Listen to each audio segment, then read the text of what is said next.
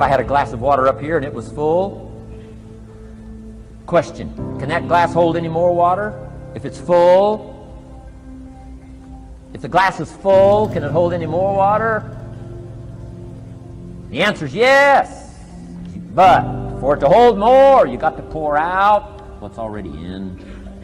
That's what I'm asking you to do. If you're full of ideas, if you're full of good things, I'm asking you to pour it out, pour it out, pour it out. Why? I'm telling you, more will be poured in, poured in, poured in. Next, when you do pour out, you become bigger. It's not like a glass that stays the same. Human beings have the ability to grow in consciousness and awareness and capacity. You've got to start to build a habit of being decisive. Successful people, happy people, leaders are decisive people. And I believe somewhere, if there's 100 problems, challenges in life, 85 of them should be decided immediately with not a lot of deliberation, and then certainty and massive action will eliminate that challenge and that problem most of the time. It's the people who procrastinate on the problem or ignore it or think it might go away that gives that problem time to magnify, to fester, to grow, to where now it's become bigger than it needed to be. If you're going to make mistakes in your life, make them fast. Right? If you're going to lose a deal, make them lose the deal fast. If you're not going to make any money on a deal, make sure the deal's quick. I want to suggest that you make up your mind you're going to get in what we call the success zone. It's a way of thinking. 95, 96% of the population are blowing it. If 1% of the population are earning about 95% of all the money, you're not going to get a whole lot of people agree with what you're doing. What I could control was my work ethic. You've heard me speak many times about outworking everybody, but I think that just feels good when we hear it, but most people don't take it seriously. If you think that I have a little bit of success in my life, I can tell you what I attribute it to. Yes, self-confidence, yes, mindset, visualization, goals, all the things I talk about all the time. Listening skills, influence, energy transfer, how to be happier, all of that stuff applies. When you get to winning, for me, it's come down to maxing out. And what maxing out means is you do one more at least than you think you're capable of. So when you're done, whatever you're doing, whether it's at the gym or phone calls or meetings or in sports, one more shot, one more throw, one more swing of the golf club or the baseball bat, the separator is for the winners, they do one more. I'm addicted to one more. And so I want your mantra going forward to be one more.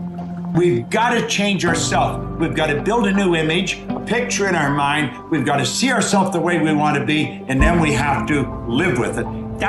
You go to the gym workout, that's what you do. You build a picture of how you want to see this arm, and you build that picture, and then you build the body. Well, you build the life in your mind. Take your pen and write out how you want to live, and always start by writing, I'm so happy and grateful now that. And the second you write it, you've got it intellectually. The moment you impress it upon your emotional mind, you've got it emotionally. And it's only a period of time till it manifests on the physical plane. Spirit works from a higher to a lower potential. Most people are going to look at you kind of strange. What are you going there for? You went there last month. What are you listening to that for? You listened to that before. What are you reading? What do you read the same book over and over for? They don't understand. And you see, they're advertising their ignorance by the questions they ask. When we get into the success zone, everything in our life starts to change. But understand this, you're going to be a bit of a nut. You're out of the box. You're not one of the masses. And when you get out of the box, your whole world starts to shift. I'd like to ask you to take a look at any place you've got a limitation and ask yourself, when did I decide to accept that limitation? See, most of you in the room, unfortunately, you listen to the media so much, you think you're everything's good. You think you're fine, okay? Because the media has not exposed the reality on the middle class. They talk about poverty and they talk about the rich people, and they never talk about the people in between. The people in between in this country suffer more than the people in poverty. People in poverty are actually taken care of. People in the middle are completely ignored. I'm talking about the people that make 200 grand a year and live up here and still don't have any money left over. They send their kids to school, they got 2 BMWs, they live in a nice house, they have air conditioned water and heat, right? And there's no money. So they send a little bit of money to a Keogh account and they think, okay, we're gonna retire one day. You're gonna be old one day. By the time you get to use that money, you'll be so old you won't want to use it. The only thing that's gonna change anything for you and your family is like, hey man, what am I doing here? Okay? You don't need to go work in another industry.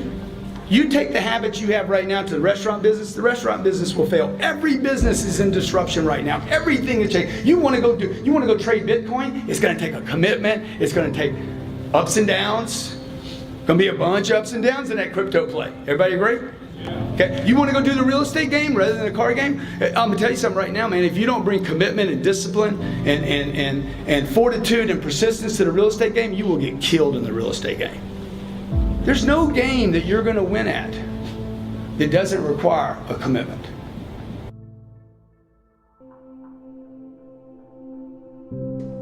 What's an area that's important to improve? If your body's great, how about your career? If career's great, how about your relationships? Intimate one especially, or your kids, or your relationship with your creator, your spiritual side of your life. Or is it your finances? Figure an area that really matters. Decide on that area. Number one, write down what your life is like in that area right now as specifically as possible. So you might say, well, I'm 13.5 pounds overweight, whatever the weight is, whatever the situation is, or my body fat's like this, or I wake up exhausted in the morning, and you write the truth of where you are right now. So you're real clear. Or I'm not in a relationship. I say I want a relationship, but I'm not in one, and I don't seem to find them. All the good ones seem to be gone is my belief. And I really do want one, but I don't have it. Whatever your definition. Or I'm in a relationship, and God, I wish I wasn't in a relationship. I'm planning my escape, wherever you are. Or I have a wonderful relationship. We love each other, but there just isn't enough passion. Just write the truth of where you are.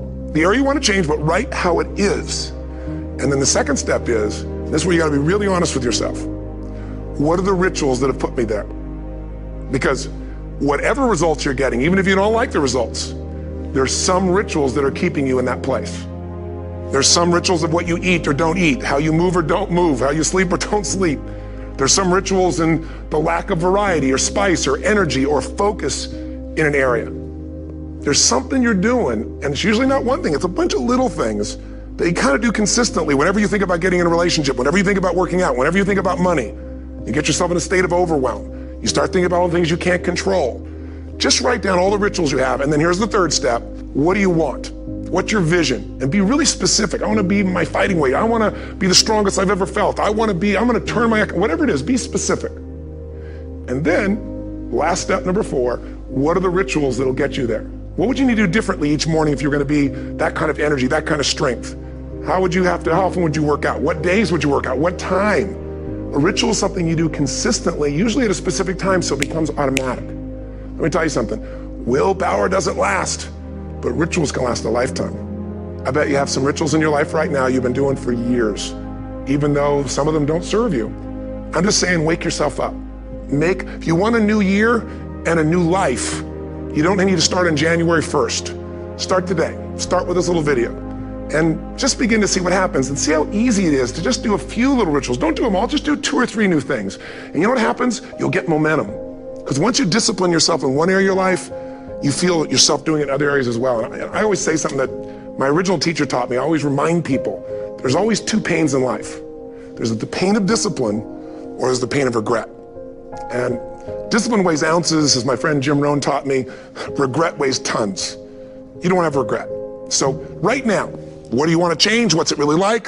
What are the rituals that got you there? That'll take a little homework. If you're not sure, ask the people around you. They'll tell you what your rituals are. What do I really want in depth? What are the rituals that'll get me there? And then get yourself to start a few of those actions and lock them in place. The first thing I want you to know that success is not a destination, it's a journey. Think of success as a process. Let me illustrate it and explain it this way.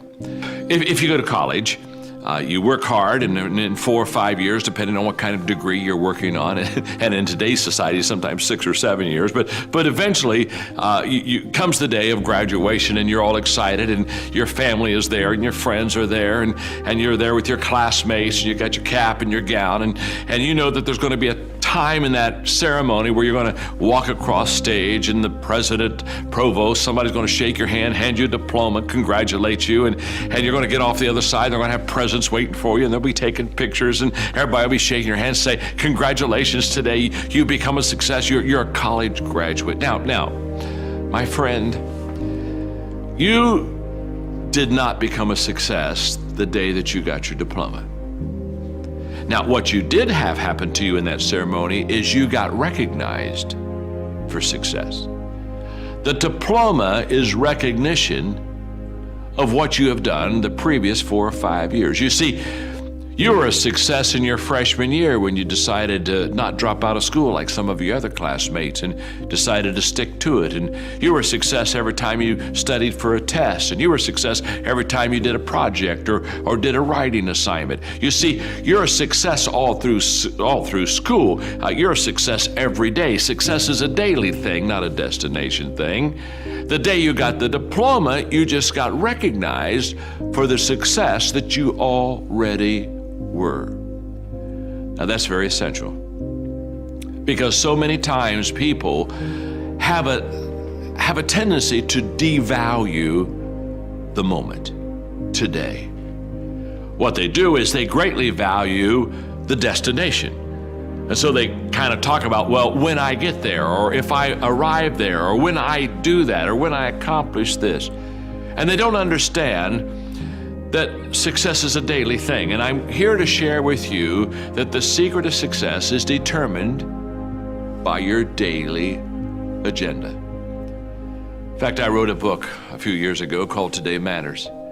I'm passionate about that book because what it does is it helps you, it helps me to understand that we make decisions and then we manage decisions. And too often we think, I will make a decision. For example, you're saying, I'm going to make a decision to be a coach. Or I'm going to make a decision, you know what, I'm going to make a decision to be a public speaker. I want to be a communicator. Well, congratulations. You've made a wonderful decision. Coach, speaking, good decisions. But that won't make you a successful coach. That won't make you a successful communicator. It's not the decision that makes you. You've got to make the decision by managing it, and you manage the decision on a daily basis. In other words, what you want to be tomorrow, you've got to do today. You visualize tomorrow. That gives you hope, and that's your motivation, and that's your dream. Nothing wrong with that. You visualize tomorrow, but you value today. What's that mean? That means that what I do every day is either getting me closer to that vision, that dream, that goal, or it's really driving me farther away from it. You see, every day we are either repairing or we're preparing. You see, if I messed up yesterday, guess what I get to do today? Fix yesterday. In other words, if I didn't do the right thing yesterday, what I got to do today is I've got to repair. I've got to go back, make amends, backtrack, put the car in reverse, put my life in reverse. I've got to go back there. I've got to repair. Now, every day I spend repairing, I'm not spending preparing. Well, you see, we repair when we fail to manage the decisions that we've made. We prepare when we, on a daily basis, manage the decisions that we've made. So your footprints to success are really footprints of success. Because every step that is made and taken based upon the goals that you have for your life, and you're managing those goals correctly, every step is the progressive realization of success in your life. And by the way, you'll get the diploma, you'll get the certificate, but when you get that, you didn't arrive. It just is another step in preparing you to reach your potential. Each one of us should live our life as if we'll never learn everything we need to learn. We'll never be able to accomplish everything we wanted to accomplish. We won't be able to experience everything we wanted to experience. We should live our life every day hungry, understanding that we are to live until we die. You see, I think success can't be summarized in a flippant degree or program or diploma or arrival. I think today, if you are learning to coach, if you are learning to speak, if you're doing the things that are essential to the decisions and you're managing those decisions well, can I say something to you? Congratulations, you are already a success. Now, guess what? over time, it shows up. You've heard the expression. You maybe have even said it yourself. You've heard the expression, I'm sure. I've worked all my life to become an overnight success. That's the way it works. All of a sudden somebody recognizes you. All of a sudden somebody congratulates you. You didn't get good at that moment. You've been good for a long time. It just showed up someday. Do you know, if you study people who are at the pinnacle of anything, you recognize that to get there, motivation was maybe 1% of the formula. Maybe. 1%. And I'll prove it to you. If you want to become a world-class bodybuilder, say an IFBB pro, what that takes is you have to train twice a day, 6 days a week. You have to have 8 meals a day. Your calorie intake is regimented. Your meals are pre-planned and pre-cooked. You don't eat according to taste, you eat according to function. So my trainer, for instance, will eat and I'm going, what are you eating? And he's having he'll have chicken that was boiled without salt. And he'll have like half a kilo of it. And what are you doing? He says, I'm taking in protein. He doesn't say I'm eating. He says, I'm taking in protein. For him, it's functional. It's not taste-based. Then you will probably have to train for a minimum, and this is if you are a genetic phenom, you'd have to train for a minimum of 10 years before you could get on a stage and compete at an average level with an average global bodybuilder. Average. Okay. So why am I telling you this? All of us here at the beginning of a new year write these things called New Year's resolutions. And then New Year's resolutions, number 1, make more money. Yeah? Number 2, change my boyfriend.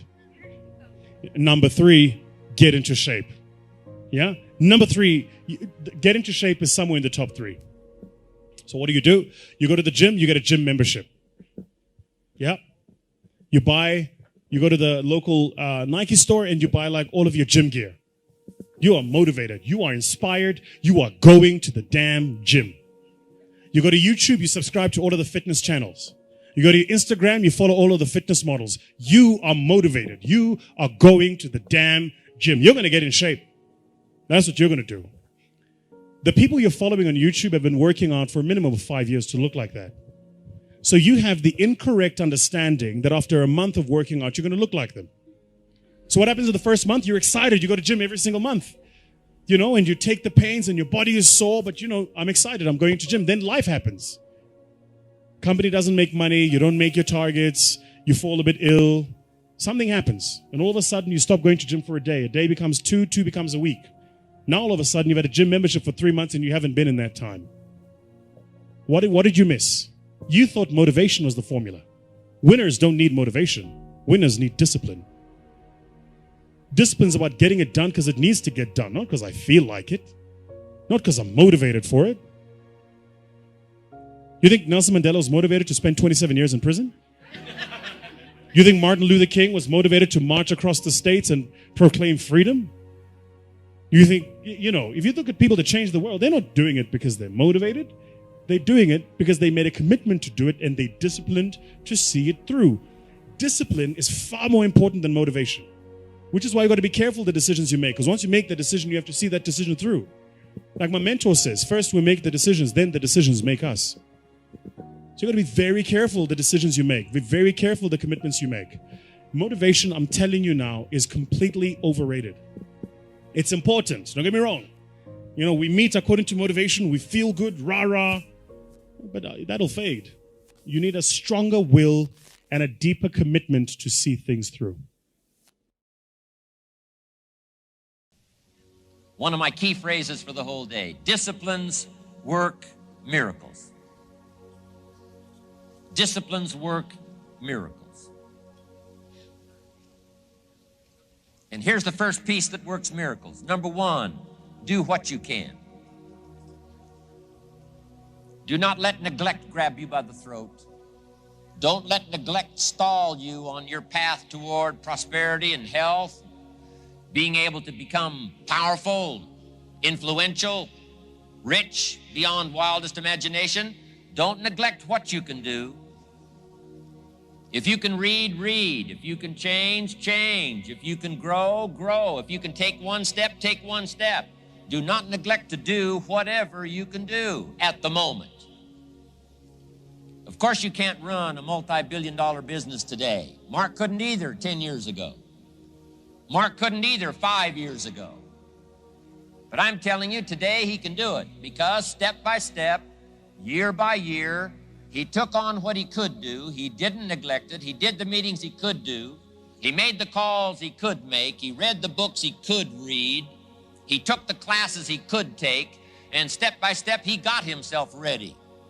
I'm telling you, do not neglect to do whatever you can do because it'll work miracles. Of personal development first, productivity second. Now, do what you can. Here's number 2, do the best you can. If it's a foggy night and you can only see 100 feet, how can you see another 100 feet? Answer, walk the first 100 feet. Walk as far as you can see, and then you can see some more. And walk as far as you can see, and then you can see some more. So what you've picked up here, just do it as far as you can see it. And I promise you, if you'll execute as far as you can see it, you'll be able to see more. Do that, then you can see more. And finally, get in tune of doing the best you can. And you'll have the activity that'll develop the disciplines that will set this sail so that you can say, it doesn't matter how the wind blows. I'm prepared. For some people, they see discipline as sort of an ugly word. You know, don't talk to me about discipline. But what you must understand is discipline is a most incredible creative force. Discipline builds a career. Discipline develops good health. Discipline forms the most incredible marriage. Discipline puts together a friendship that won't quit forever. Discipline develops skills that can be magnified, and touch the world. Discipline opens up music. You can't have incredible music without discipline. In fact, we call them the disciplines. We call architecture and music, and we call playing an instrument. We call sculpturing. We call painting. We call writing, composing. We call those the disciplines. And the disciplines gives us the indication that, yes, it doesn't come except by discipline. But it also means that the discipline is the open door to the creative process to turn nothing into something and to turn imagination into reality. So here's what you must learn to do. Appreciate the disciplines and welcome the disciplines. Here's a good question to ask. What other discipline could I begin that would open up a whole new expression in my life of turning imagination into reality? Without discipline, there is no enterprise. Without discipline, there is no magnificent structure. Without discipline, there is no music. Without discipline, there is no health. Without discipline, there is no advantage. There is no future. So discipline is all when it comes to imagination, having something real, believing in it, and turning it into reality. The key to development is to be all that you can possibly be. I don't know what your talents are. I don't know what your skills are, but here's what I probably am right on, that you're behind on an accelerated effort toward your full development. I would suggest that. Now, for some of you, I know that's probably really not true. But even as I look at my own life, because, I'm tempted to procrastinate just like everybody else. I should have written 30 books by now. I've only written 4 or 5. I should have done a lot of things, but I haven't. I got distracted, and all of us, have these challenges. But what could I become? What could I become? I had one of my dearest friends. I've lost him. He died at age 53. One day, and he drank a little too much. David drank a little too much, but he did all kinds of things. He was a builder, and he was a dreamer, and he did a lot of things. But his drinking sort of kept him in a fog for like years and years. About 6 years ago, he was sitting at the yacht club and he was in a fog, and suddenly it occurred to him, I wonder what I could have accomplished all these years if I hadn't have been in this sort of foggy state. And he said that did it. And the last 6 years before he died, he was free. And he accomplished some incredible things that last 6 years. Being all that you can be and not let habits drag you down. Not let things, sidetrack you from the full development of what you have the capable of being. What all could your heart encompass if you really had the chance and you really had the disciplines and really got to it? What could you really become? What could you earn? How healthy could you really be? How many books could you write? How many poems could you write? So here's what I would ask of you. If you feel that you're a little bit stalled, wherever you are, in your progress, I'm asking you to correct that. I'm asking you to see if you can't possibly be on a more accelerated track toward your possibilities and your full development. Here's what life is all about. To become all that we can possibly be. The full development of all of your potential, that's number one. Number two is the wise use of all of your resources. That's what life is all about. Discipline. If there is a magic word that stands out above all the rest, this is the one. Discipline. Discipline is the bridge between thought and accomplishment.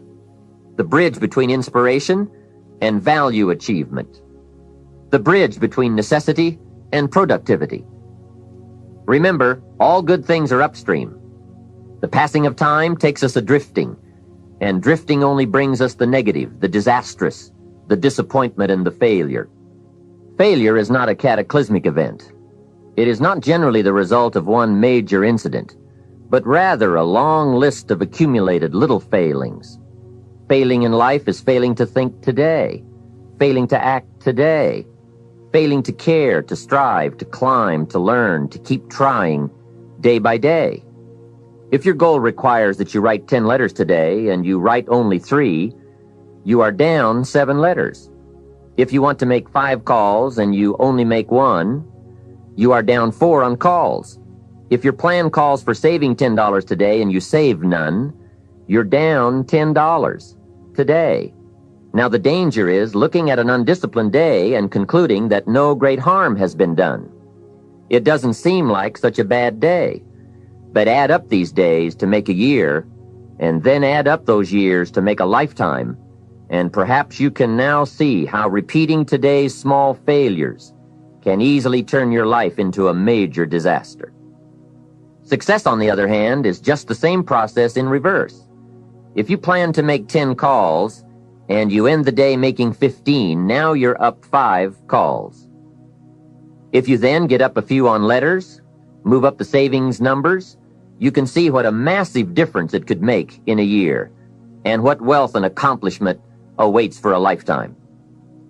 Discipline is like a set of magic keys that unlocks all the doors of wealth, happiness, sophistication, culture, high self-esteem, pride, joy, accomplishment, satisfaction, and success. The first key to discipline is awareness of the need for and the value of discipline, and especially the discipline to make the changes. What will it take? What must I do? And what must I become to get all I want from my life? The second key is the willingness. More than that, the eagerness to maintain your new discipline deliberately, wisely, consistently. And the third key to discipline is the commitment to master the circumstances of your daily life, to see and harness the opportunities to make something of the sun and the rain, the good as well as what comes in the guise of misfortune. Discipline does many things, but most important of all is what it does for you. It makes you feel better about yourself. Even the smallest discipline can have an incredible effect on your attitude. And the good feeling you get, that surging feeling of self-worth that comes from starting a new discipline, is almost as good as the feeling that comes from the accomplishment of the discipline. Second, A new discipline immediately alters your life direction.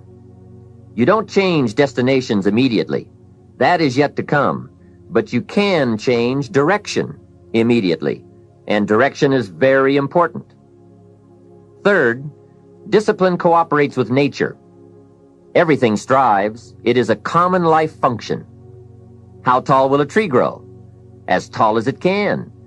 Everything strives to become all it can possibly be, and that striving to become is what discipline is all about. Disciplining ourselves to fulfill our natural potential to become all that we can be. And finally, discipline attracts opportunity. Opportunity is always looking for ambition and skill in action.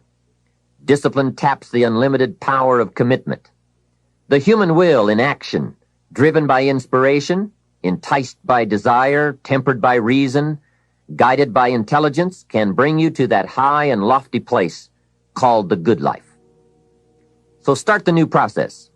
You can begin a new habit no matter how small it is. Small isn't important.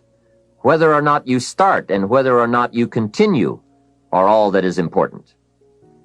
So to have a prosperous life, start a prosperity plan. To become wealthy, start a wealth plan. Remember, you don't have to be wealthy to have a wealth plan. A person with no means can have a rich plan. If you are ill, start a health plan. If you don't have energy, start an energy plan. If you don't feel good, start a feel-good plan. If you're not smart, start a smart plan. If you can't, start a can plan. If you haven't, start a have plan. Anyone can. Even a bad person can start hearing good messages and reading good books.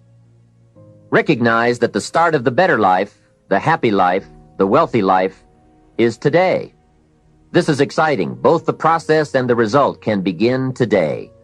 Start the new journey today. If you think of a new idea, today is the day to begin the discipline of putting that idea into action. Set this day up as a long, busy, exciting start for your new life. Get your first book for your new library today. Begin your new practice of setting goals today. Start clearing out a drawer of your new orderly desk today. Start eating an apple a day on your new health plan today. Put some money in your new investment for fortune account today. Start reading with intensity for your new wealth of mind plan today. Write a postponed letter today. Make a delayed telephone call today. Pick up your camera and take a picture of something to start your new treasury of photographs today. Get some momentum going on your new commitment to the better life. See how many activities you can pile on in this first day. Go all out. Break away from the negative downward pull of gravity. Start the thrusters going. Prove to yourself that waiting is over, hoping is past, and that faith and action have now taken charge. It's a new day, a new beginning for your new life. With discipline, you can't believe the list of positive moves you can make in the first day of your new beginning.